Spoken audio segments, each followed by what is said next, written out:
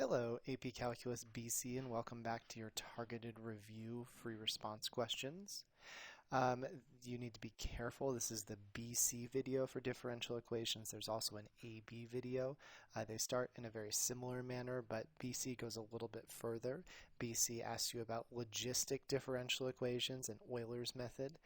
Everything else, though, is the same. So let's go ahead and get to this. I have, I think, maybe 4 or so free responses for you to practice. They're not full free responses. I cherry-picked what I thought you'd like to do or need to practice on, and then at the end, we'll go back and see and make sure you're comfortable with all these bullet points. I am, though, going to start with the logistic differential equations right here. You do need to have these forms memorized. I would honestly just memorize the one that I did in orange and then realize that if you factor out that extra L that's in there, right? Can you see the L right there? That's where the 1 and P divided by L comes from. You get the other form.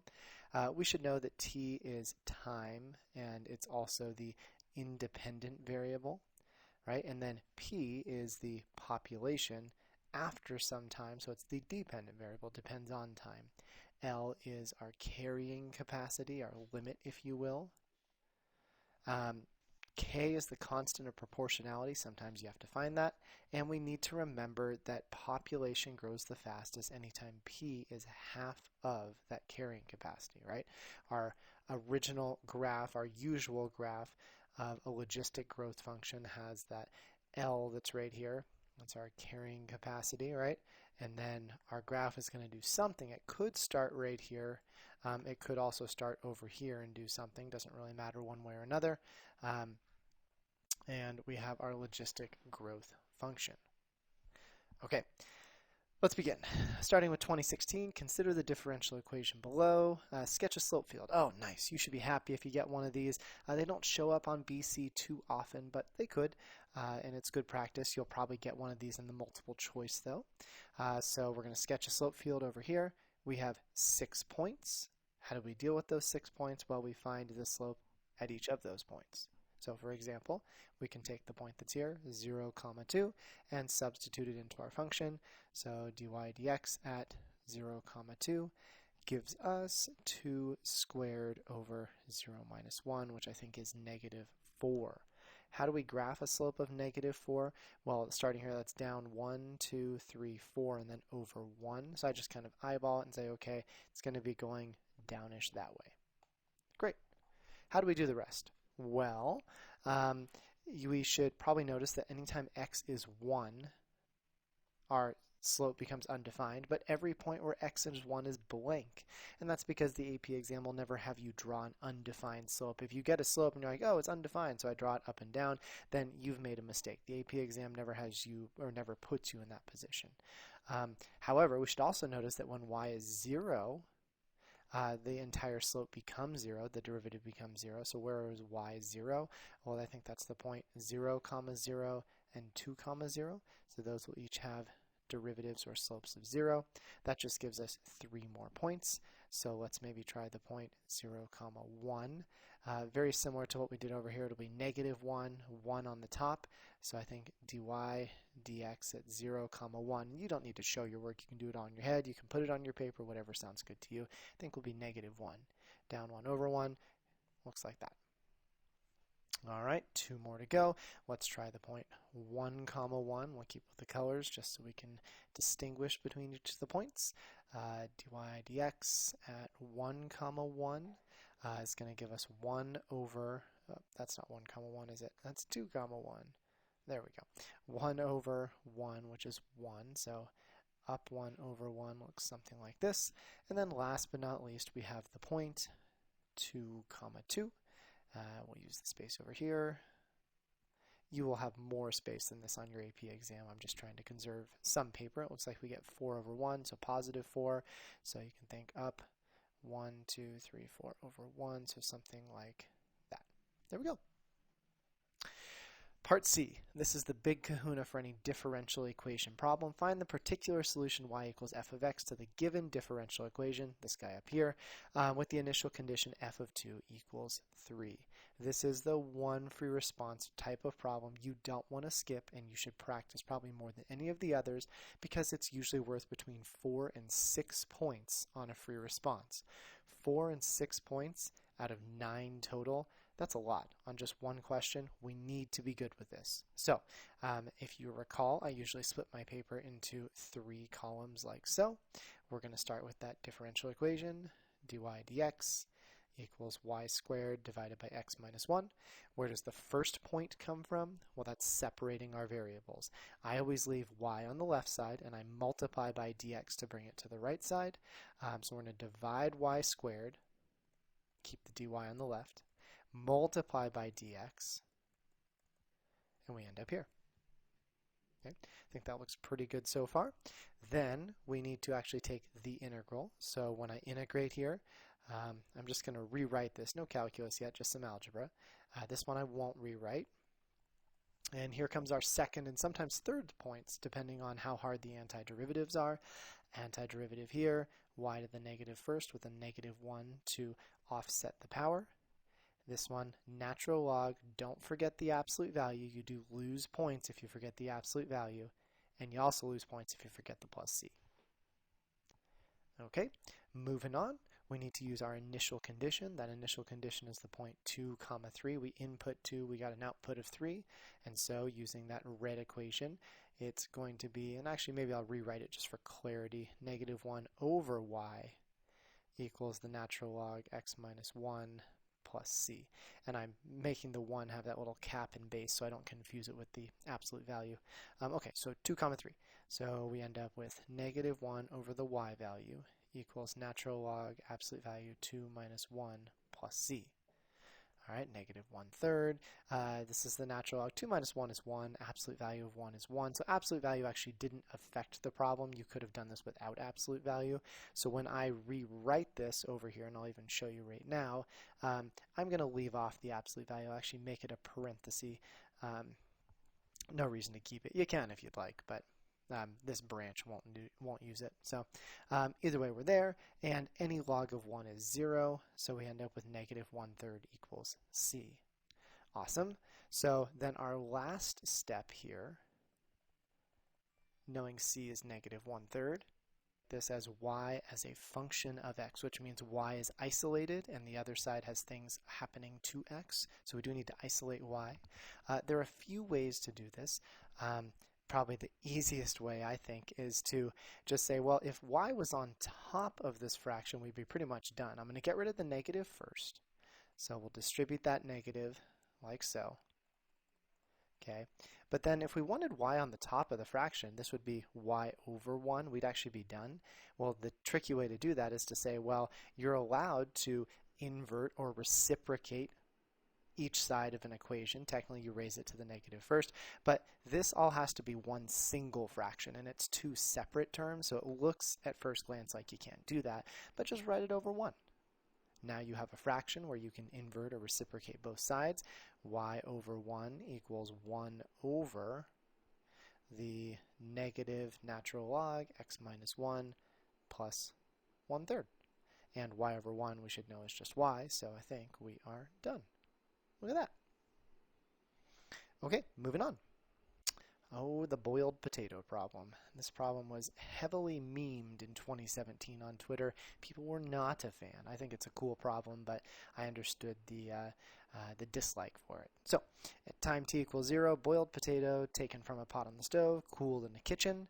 So it starts hot and it's cooling down. Internal temperature is 91 degrees Celsius. That's quite hot. Remember, water boils at 100 degrees Celsius. And the internal temperature of the potato is greater than 27 degrees. Why greater than 27 for all time? Well, 27 degrees is a pretty common indoor temperature. So what they're saying is your potato starts at 91 and it's cooling down eventually to room temperature. It can't drop under room temperature. That'd be a weird potato if it sucks in heat and makes the room cooler. The internal temperature of the potato at time t minutes can be modeled by the function h, where a differential equation h of t. So that means our output H is, of course, the temperature, a little tricky there, and then think of H as heat, and then T is going to be time.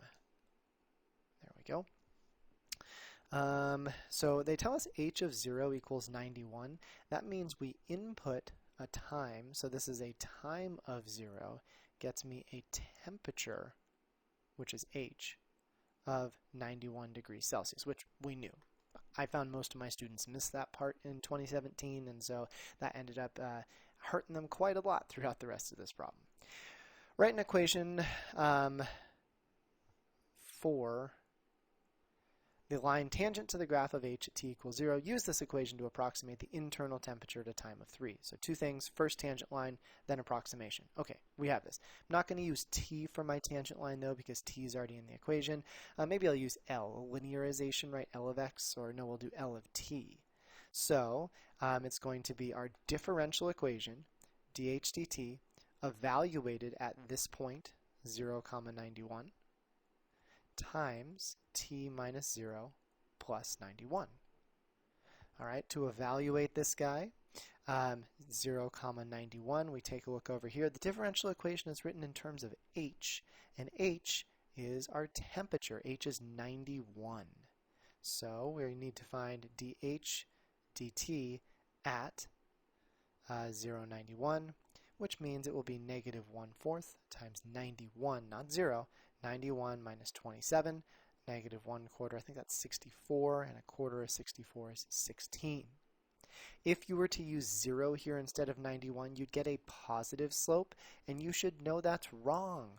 The slope is supposed to describe the change in temperature, and the temperature is decreasing, so you should get a negative slope here. Right? Don't forget to try and relate these back to the real world. If yours doesn't make sense in the real world, then you're doing something weird. So, final tangent line or linearization, negative 16, t minus 0 is just t, plus 91. Are we done? Not quite. We also need to use this equation to approximate the internal temperature at a time of t equals 3.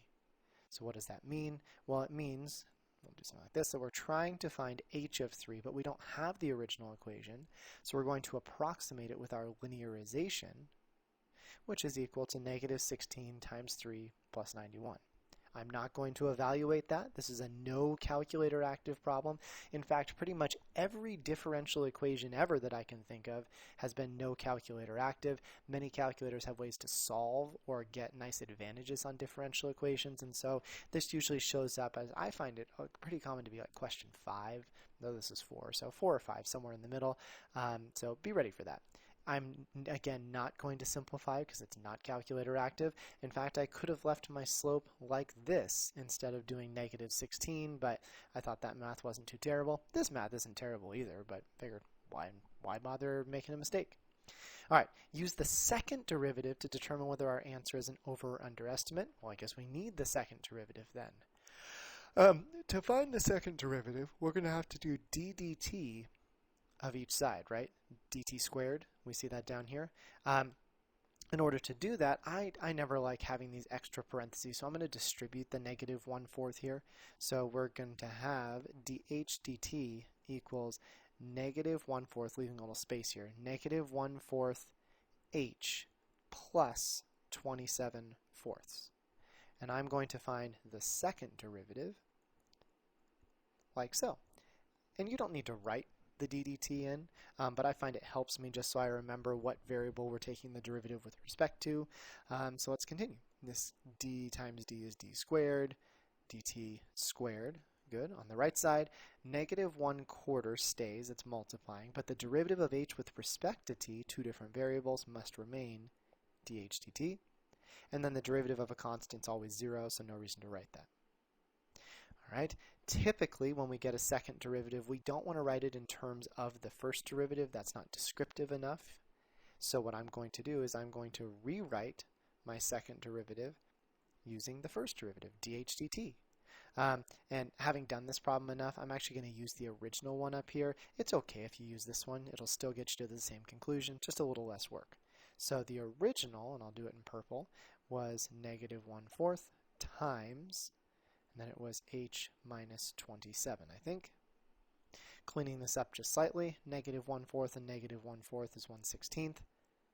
times h minus 27. Okay. If we're going to determine whether part A is an over or under approximation using the second derivative, this must discuss the concavity of the original function. Either our original function h will be concave up, and our tangent line will be an under approximation, or concave down and will be an over approximation.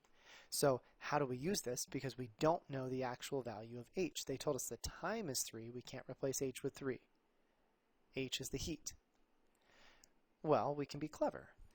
We know, based on this problem, they tell us this up here, that h, the heat of the potato, is greater than 27 degrees for all times t. So, because as h is greater than 27, then what does that mean? Well, h is always going to give us a positive quantity inside. 28 minus 27 is positive. 100 minus 27 is positive. So as h is greater than 27, that means that our second derivative is greater than 0. Thus, so, therefore, whatever you want to write.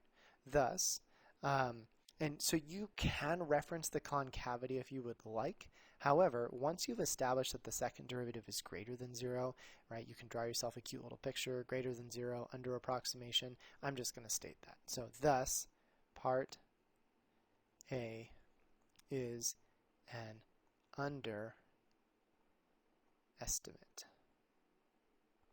The end. You could have said, therefore, h is concave up, and so part A, but really this is the important part. No reason to bring in concavity unless you have to. All right, part C. For t less than 10, an alternate model for the internal temperature is that new equation. Find an expression for y equals g of t. Haha, this is the one we don't skip. It is usually the last part of a differential equation FRQ, usually but not always. It's also the part with the most work.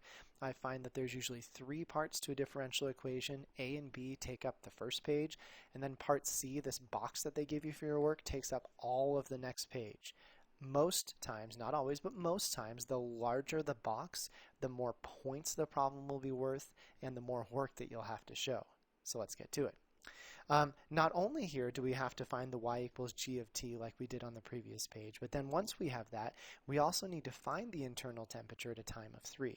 So I'm actually going to split this into 4 sections instead of 3. You have to write a little bit small here, and again, you'd have more work on the actual AP exam, or more room, but let's get to it.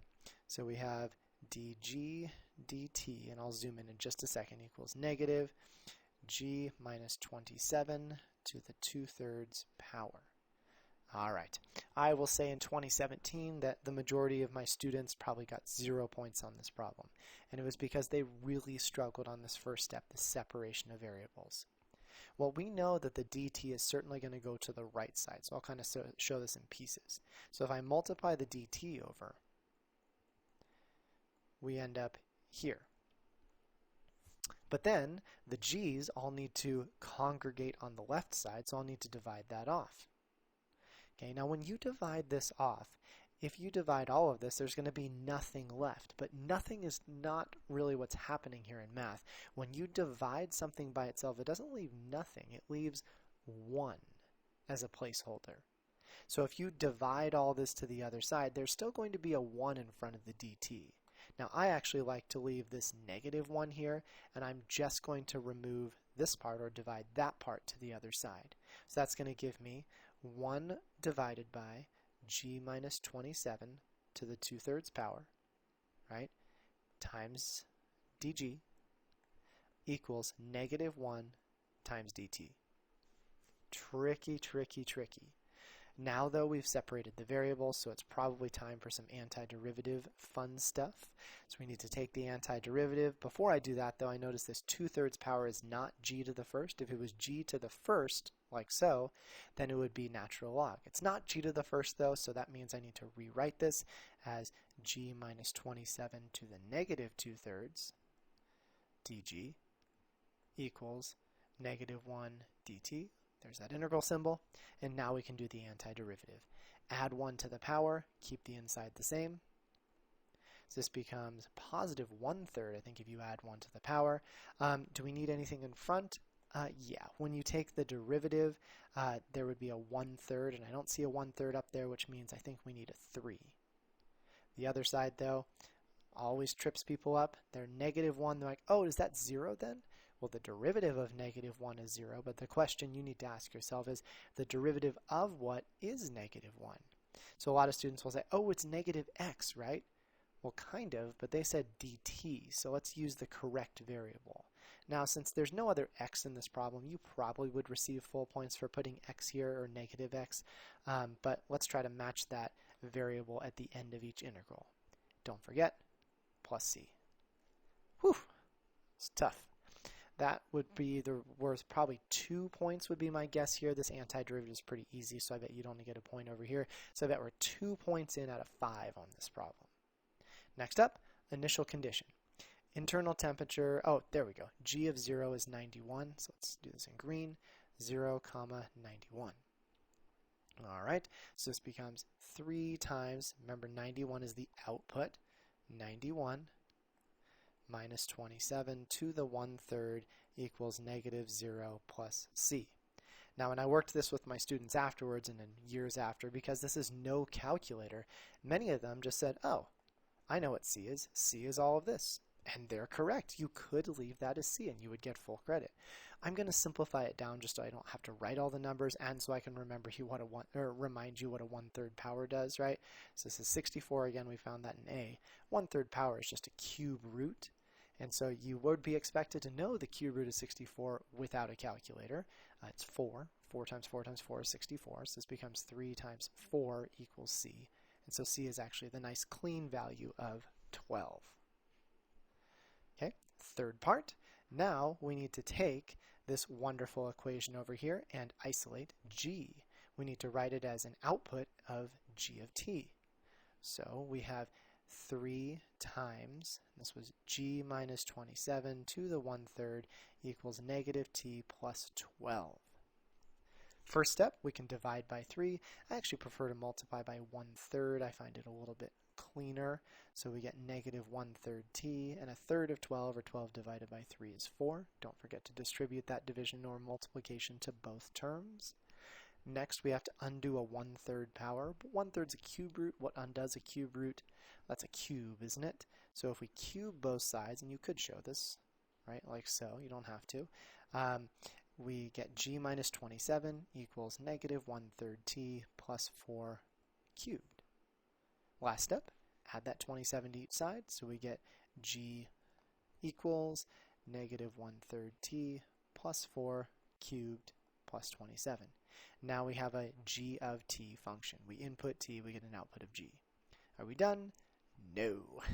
There's still one more step, and that's finding the new internal temperature, that's g, that's our output, when the time is 3. So this means we're going to find g of 3, which is -1/3 times 3 plus 4 cubed plus 27. And I would stop right there. Right? You've spent enough time on this problem. This is the right answer. You can box it if you'd like, but that's it. Full points. Right? You can simplify if you want. It's not a hard problem to do, but why do extra work? The answer is 54 if you're simplifying. But there we go. All right, let's move on. 2 free responses to go. Oh, no, I lied. Haha, I made this one up. For 0 less than t less than 50, another model can be used to predict the internal temperature. They have a function j, blah, blah, blah. Find an expression for y equals j of t. Okay, last time.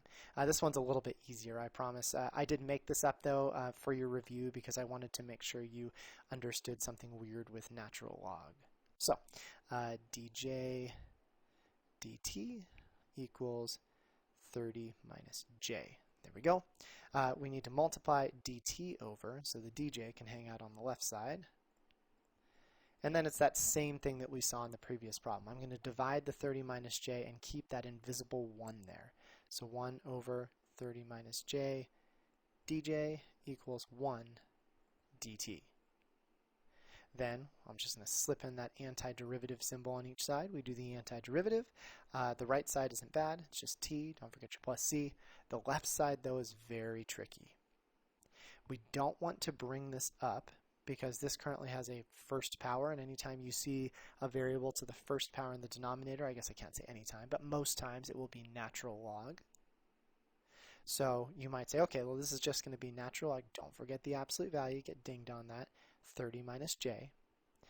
And then if you stop there, you still wouldn't be quite right, because if you took the derivative, right, your derivative, I'll do this in a different color, would be 1 over what's inside times the derivative of what's inside. 30 goes to 0, but the derivative of negative j would be negative 1. And I don't see a negative up here, which means something offset that. There was an extra negative we'll have to put out front. All right, let's continue through.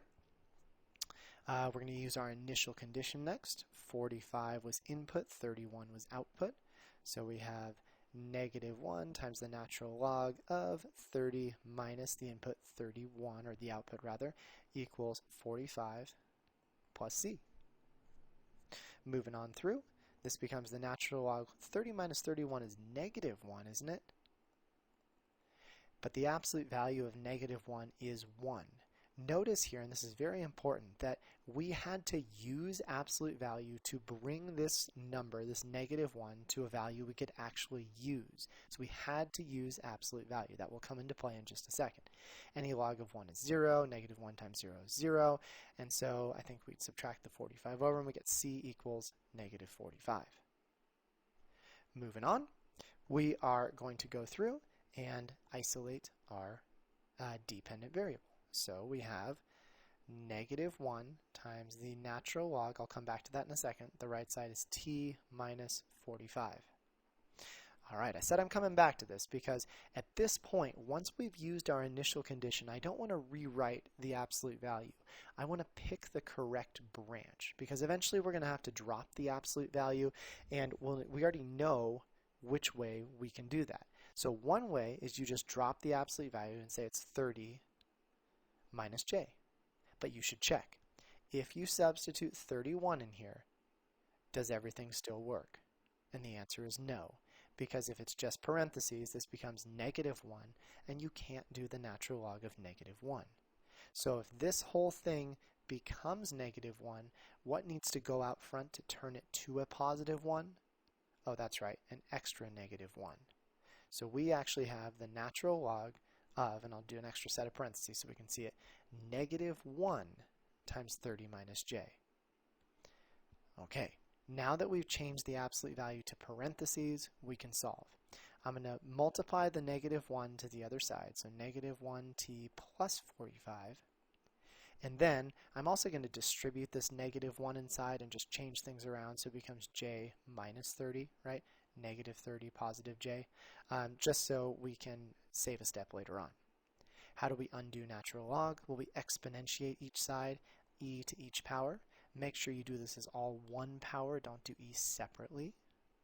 These undo each other. We end up with j minus 30 equals e to the negative 1t plus 45. And last but not least, let's add 30 over. 30 plus e to the negative 1t plus 45. And we are set.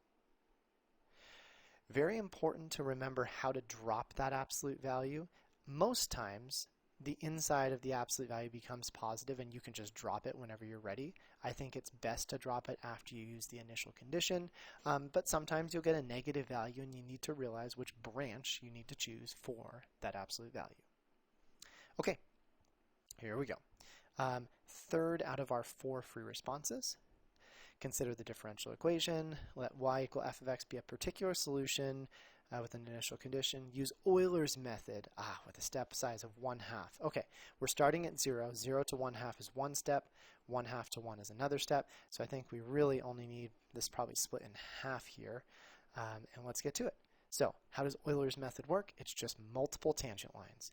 We start at x equals 0. So my first tangent line, t sub 1 of x, is going to be dy dx evaluated at, what's my initial? There it is, 0, negative 2 times x minus 0 minus 2.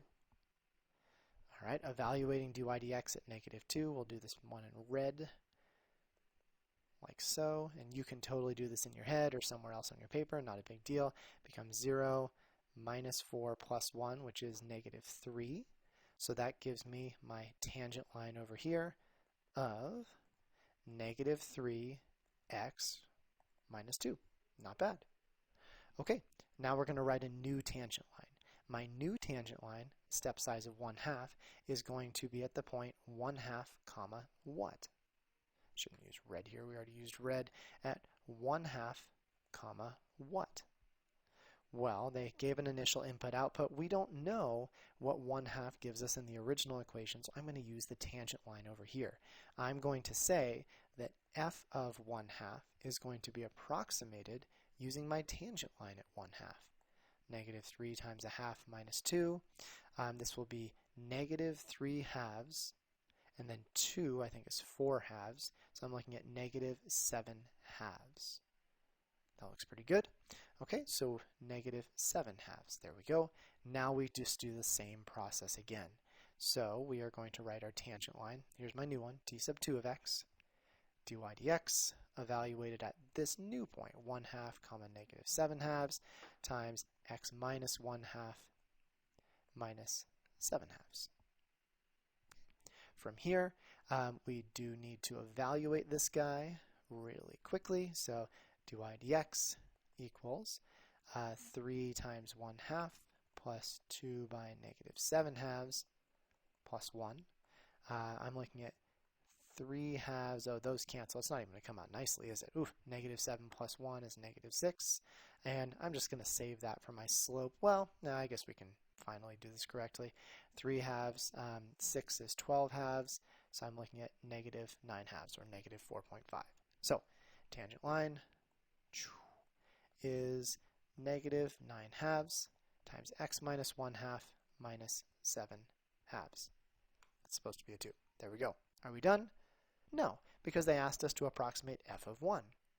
Okay, well, f of 1, we'll do this one in yellow, is just going to use my new tangent line. So f of 1 is going to be evaluated by my tangent line at 1. And this is the easiest part. -9/2, 1 minus 1/2 minus 7/2. We're done. That's it. I'm certainly not going to evaluate that. Right? It might not even be that bad, but I don't want to do it. Okay, moving on. Let y equal g of x be another solution with the initial condition g of 0 equals k, where k is a constant. Euler's method, starting at x equals 0 with a step size of 1, gives an approximation of g of 1 equals 0. Find the value of k. All right, well, I think we're only using a step size of 1, so I don't even need to split my paper here. Let's just go through the process of Euler's method again. We're going to start with my initial tangent line, okay, and this is evaluated at, so dy dx, the slope is going to be, they said 0k, 0 comma k, times x minus 0 plus k. Not bad. We can find dy dx. It's the same process again, 0 comma k. So the 3 times x is 0 plus 2k plus 1. There's my slope. So I know that t sub 1 of x is going to be 2k plus 1 times x plus k. Nifty. There's my tangent line. And since we're using a step size of 1, then I think the next step that we get to is g of 1. So I'm going to go ahead and use my tangent line right here to evaluate or approximate g of 1. So g of 1 is going to be approximated using my tangent line at 1. Remember, this 1 is an input, it's an x value. Great. What do we know though? We know when we input 1, the output is 0. So what can we do from here? Well, this gives us 2k plus 1 times 1 is itself, plus another k equals 0. 2k plus another k is 3k. Subtracting the 1, I'm getting k equals -1/3. And there we go. Clever way to test you on Euler's method. Notice they did it twice here. That, I think, is pretty darn unusual these days. Usually a free response, or the free responses, will try to only test you on one topic like this one time. Doing it twice is a bit of overkill, because on the free responses they try to test you on every topic the same way they do on the multiple choice, and they're using up valuable space doing this twice. But it could happen, and it's a good reminder of Euler's method. All right, last one. Whew. This is all the way back from 2004. I don't think I've seen a problem that has only logistic equations or is so focused on logistic equations in 15, 16, 17 years now, but you do need the review. A logistic equation will show up somewhere, usually only one time, usually on the multiple choice, but it could show up on the free response. So population's modeled, satisfies the logistic differential equation. Let's go ahead and make sure we understand what this is, right? This to me is fitting one of our two models, right? And I don't think it fits the Kp times L minus P model because that's not L, isn't it? That's 1. So I think they factored out the L. So if they factor out the L, then we should be able to work backwards and say this is KPL times 1 minus P divided by L. There we go. So we can identify various components. I like to do this at the beginning. We can see that L is 12. That's my carrying capacity.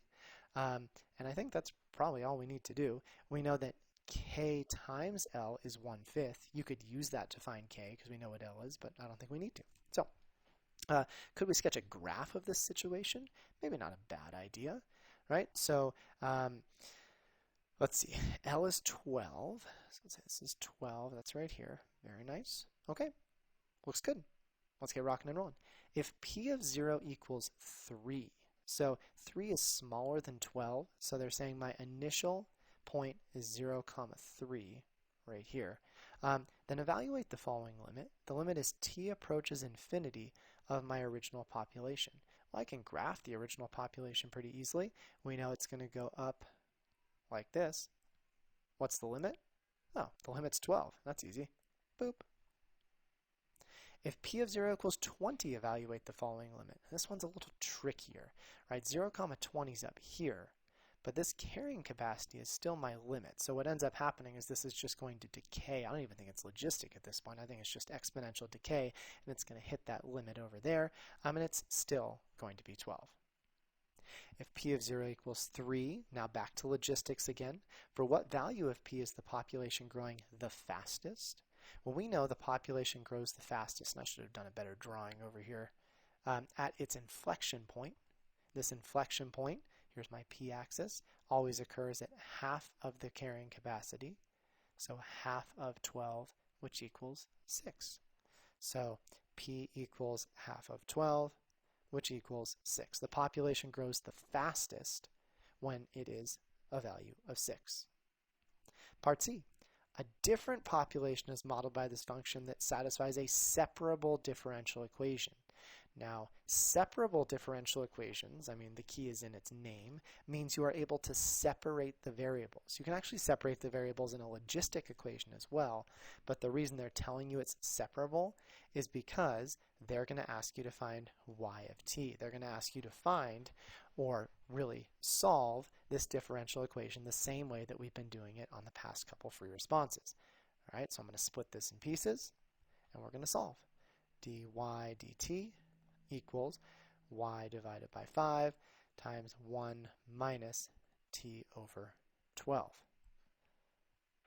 Okay, and we're going to go through and separate everything out. So notice they switched. This is y and t instead of p and p. That makes this much easier. Okay, how do we do this? Well, I know the y's have to be on the left side. I'm going to, I think, divide the y off over here, right? Really, because this is 1/5 and with a y hiding out front if you'd like. Capital Y, I guess. So I'm going to divide the y over. So 1 over y dy equals 1/5, 1 minus 1/12 t times dt. Nothing awful. And then, because I know I'm going to have to do the integral of each of these, should have just used a lowercase y. I always keep doing that. I'm going to distribute the 1/5 to both of these, and I'll switch the order too because it makes me happy. So 1/5 times 1 is 1/5. It's a positive 1/5. 1/5 times negative 12 is negative 1/60th. T, there we go, dt, and we're going to slip in that integral symbol. Perfect. Okay, antiderivative time, natural log, absolute value of y equals the antiderivative of this guy. We know this will be t squared. Okay, and I think then that will make this negative 1 over 120, won't it? 2 120 makes, yeah, there we go, plus 1/5 t plus c. All right, my initial condition, y of 0 equals 3. So input 0, output 3, gives me natural log, not negative, natural log absolute value of 3 equals negative 1 over 120 times 0, 1/5 times 0 plus c. Everything cancels. Ask yourself right when you see this absolute value, do you need the absolute value? No. Whether the absolute value is there or not, it's just the natural log of 3 equals c. We don't do a decimal approximation. That's no calculator active anyways. We just leave it as it is. Okay, moving on to the last part. We have the natural log. I'm not going to write the absolute value anymore. I'm just going to do of y equals negative 1 over 120 t squared plus 1/5 t, and then my natural log of 3. And again, you ask yourself, if you substitute 3 in here, does it still work? And sure, there's nothing wrong with that. Okay, this is actually pretty easy to solve. We just exponentiate each side. Make sure you do e to all of this. And you're done. Do not make the mistake of saying, oh, you can do e to the natural log of 3, so this just becomes, finishing this up, just becomes a big plus 3 here. It doesn't work that way. You can't distribute e individually. You could multiply by 3 at the end. We went over that in a previous video. That's okay, but don't add, and when in doubt, just stop and don't bother cleaning things up. So while I'm going back and reviewing everything we needed to do here, you should be jotting down 3 tips, tricks, or techniques you'll need to remember to be successful. Looking back to this, a quick review. The words find an expression for y equals f of x, or y equals something in function notation, is a huge giveaway that you're doing a separable differential equation. This is usually worth 5 points. Do not skip the problem, right? You separate the variables. You integrate each side. Don't forget plus c. Only put it on one side. You don't need both. You use the initial condition to find the value of c, and then you isolate y. It's a process. Remember it, practice it. Sometimes you'll have to choose the correct fork or branch of an equation based on the initial condition. If you introduce a square root, you don't write plus minus. You choose either the positive or the negative based on the initial condition, right? Whichever one makes the initial condition work. If you get natural log of the absolute value, you remove the absolute value and either keep it positive or put a negative in front, though inside. It says inside the absolute value. This should say inside the natural log. There we go. The initial condition will guide you. Slope fields are easy points. You're only asked to draw slopes that are defined, so if you get something a divide by 0, you're doing something wrong. Euler's method is just tangent lines over and over again. You keep using the differential equation to find your slope.